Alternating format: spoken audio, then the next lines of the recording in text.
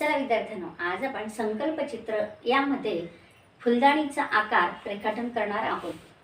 शारदे वरदे हमें करुणामयी आशीष दे. शारदे वरदे हमें करुणामयी आशीष दे. शारदे वरदे हमें करुणामयी आशीष दे.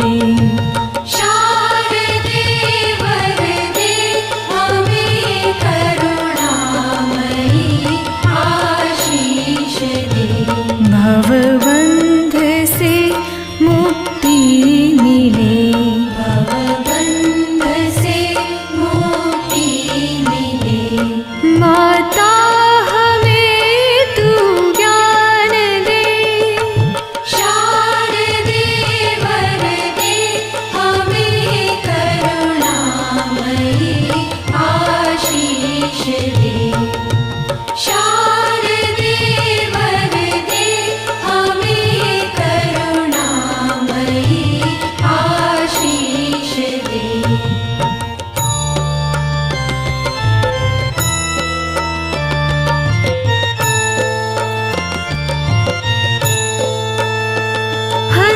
हंसासिनी पद्मासिनी.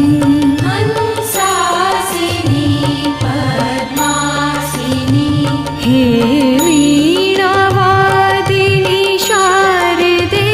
हे वीणावादिनी शारदे. हंसासिनी पद्मासिनी. हंसासिनी पद्मासिनी. हे वीणावादिनी शारदे. हे वीणावादिनी शारदे.